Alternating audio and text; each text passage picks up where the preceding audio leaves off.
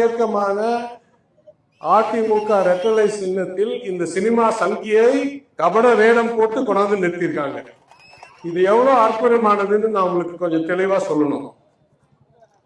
இந்த சினிமா சங்கி முதல் அவரிடம் கேட்கிறார்கள், உங்களுக்கும் மதுரை மத்திய தொகுதிக்கும் என் மதுரைக்கும் என்ன சம்பந்தம் என்று கேட்கிறார்கள்.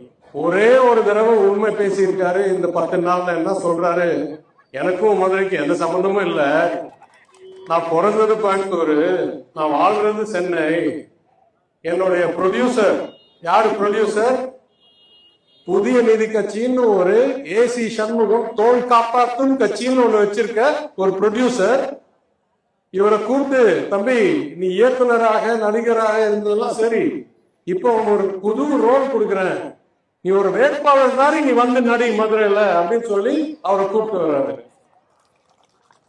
அதற்கு மேல ஒரு அற்புதம் சொல்றேன். இவரு அறிவிச்ச பிறகு முதல் யாரு சொல்றாங்க இவர் வேட்பாளர்னா இவருடைய மனைவி. அவர்களோட மனைவி சாதாரண ஆள் இல்லை, ஜிம்னாஸ்டிக் சாம்பியன் எல்லாம் வெல்லும் அளவிற்கு 15-20 ஆண்டுகளில் 3 கட்சிகள் தாவிய ஒரு தெளிவான ஒரு gymnast, champion, gold medallist gymnast. என்னன்னா சொல்லுங்க, கொள்கைக்கு மாடெதிராக இருக்க, மதசார்பின்மையை கைப்பற்றும் காங்கிரசுக்கு உறுப்பினராக இருக்காங்க, மத வெறியான பாஜகவில் உறுப்பினராக நிர்வாகியாக இருக்காங்க, ஒரு காலத்தில் திமுகவில் உறுப்பினராக இருந்தார்கள்.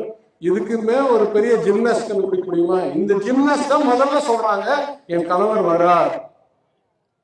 அப்புறம் நம்ம நினைக்கிறோம், சரி ஏற்கனவே ஒரு குடும்பத்துல 3 கட்சி தாங்கிட்டாங்க, ஒருவேளை அந்த 3 கட்சியில ஏதாவது ஒண்ணுல வர்றாரோ, இல்ல இன்னைக்கு இருக்கிற கட்சியில வர்றாரோ. இல்லை இல்லை, இன்னும் இருக்கு விளைவு, இன்னும் இருக்கு வளைவு.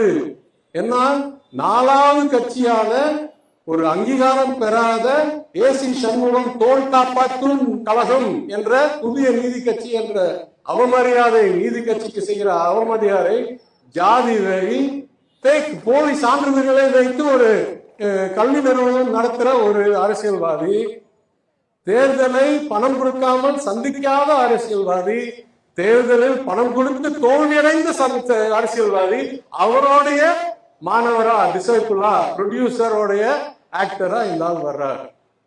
சரி 3 கட்சி தாவி 4வது கட்சி வந்துருச்சு, 4வது கட்சி சின்னத்திலே நிப்பாரு அப்படின்னு பார்த்தா இல்ல 5வது கட்சிக்கு போய் அதிமுக சின்னத்தில் நிக்கிறோமா? ஏதாவது அற்புதம் இந்த மாதிரி வாழ்க்கையில பாத்தீங்களா?